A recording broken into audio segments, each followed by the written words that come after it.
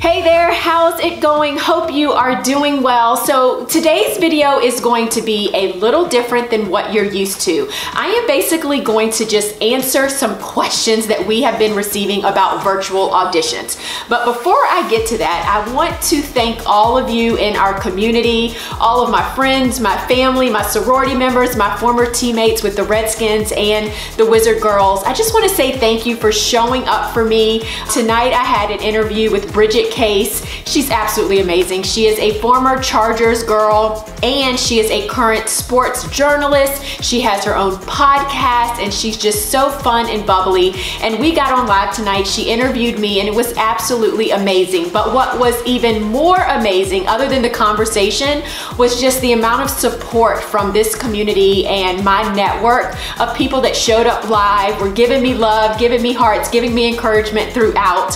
Now, of course, unfortunately, there was technical difficulties, but we are gonna have a part 2, so I will make sure that I let you all know when that is happening as well. But I just wanted to quickly say thank you for just showing up for me, because I know every single day I try really, really hard to show up for you. So listen, here's what today's video is about. It is the end of April 2020, and most NFL auditions are now going virtual. So I've done an entire series on how to make sure that you are super, super prepared for virtual auditions. And over the course of the past month and a half, myself, Sadie, and Brittany, we have been receiving various questions about all different topics as it relates to virtual auditions, some of which would apply to regular auditions as well. So for this video, I wanted to keep it quick, keep it short, and just really answer your questions, those common questions that we're seeing over and over and over again. So the first question is about the video submission and whether or not to include an intro speech if it doesn't ask for one. So for some teams, they are basically just asking for the routine. So here's the routine, I want you to dance it, and that's all of the instructions that they really give. And so we received quite a few questions about, is it okay for me to introduce myself? Is that all right? So here's what we recommend. If they do not specify that you cannot introduce yourself or that you cannot add any additional content to your video submission, then I think that it is okay to do a very quick, brief, hello introduction speech either at the beginning or at the end. But let me underscore brief. So you don't want to take advantage of this. You want to make sure that you are respectful of their time and that you are respectful of the instructions that they did give you, which was just asking for the dance. So you don't want to have this lengthy, drawn out, very long intro speech. So what you might want to do is just go ahead and start off with the dance, and then maybe at the end, you can thank the judges for watching and you can quickly introduce yourself, and then that is it. So that is what I would recommend, but again, you have to follow instructions. If they say they only want the dance, then that's what you give them. The other common question that we get is, can we freestyle or move at all at the beginning of the dance? So for some of the videos that I have been critiquing, the organization will say hold the first 2 8 counts and then you start the third 8 count, or hold the first 8 count, start the second 8 count. So if they tell you to hold, then you're going to want to hold. So if they just tell you to stand there, then stand there with your best posture, looking your absolute best with a smile on your face. So stand the best that you possibly can.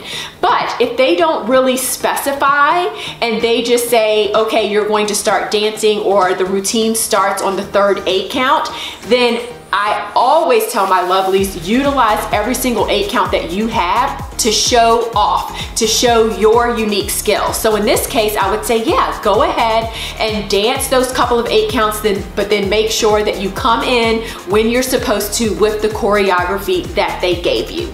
Again though, follow the instructions that they give. The other common question that we have been asked is, can I edit my video? Specifically, is it okay to lay the music down underneath the movements?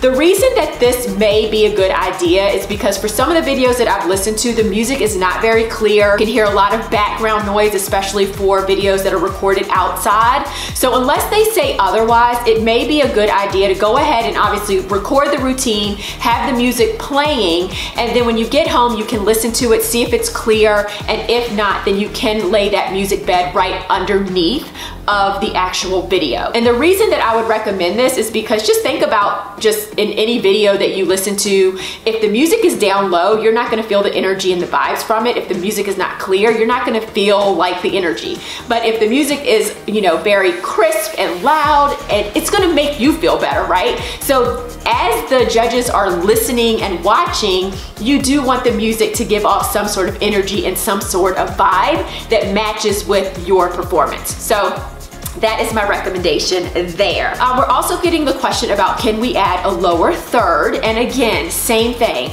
If they say no editing, then I would definitely not add a lower third with your name or anything like that. But if they don't specify, I really do feel like this is a very unique and special, like added touch that doesn't really take a lot of effort. So I would say, yeah, go ahead and add that lower third. The next question is, how long should our application answers be?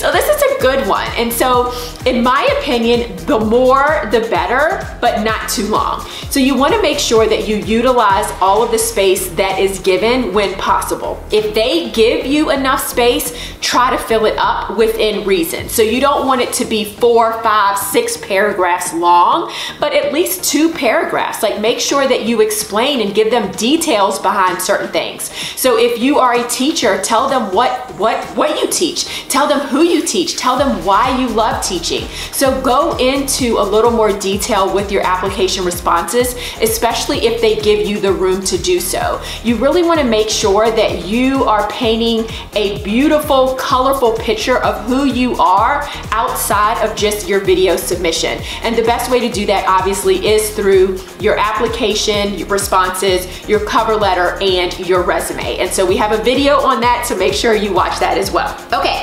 Number 5.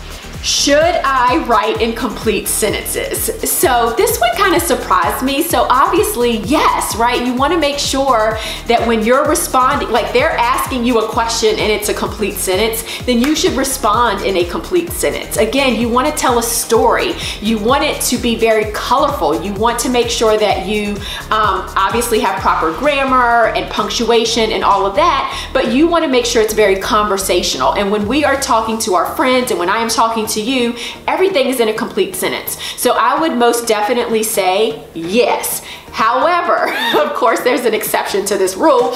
If they say list your accomplishments or list your dance background, then a list does signify and denote bullet points. And in that case, it is okay to not put it in complete sentences. You can do bullet points and it would be more like phrases. So that's my advice for you on that question. All right, that is it for now. We have a lot of other questions, so we will likely touch on these later on in another video. Also, be sure to check out our IG stories because I am going to have responses to a lot of the common questions that we're receiving within our stories as well. And as always, if you have other answers for these or if you have questions that you want answered, be sure to comment below, subscribe to our channel, and share. Sharing is caring. I always say that. So please share Sideline Prep with those that you know need assistance going pro, because that's what we do every day, all day. All right, that is all for now. I am signing off for Sideline Prep and all of our Sideline Prep coaches, wishing you success and the best in all that you do. Make it a great day, and I'll see you later. Bye.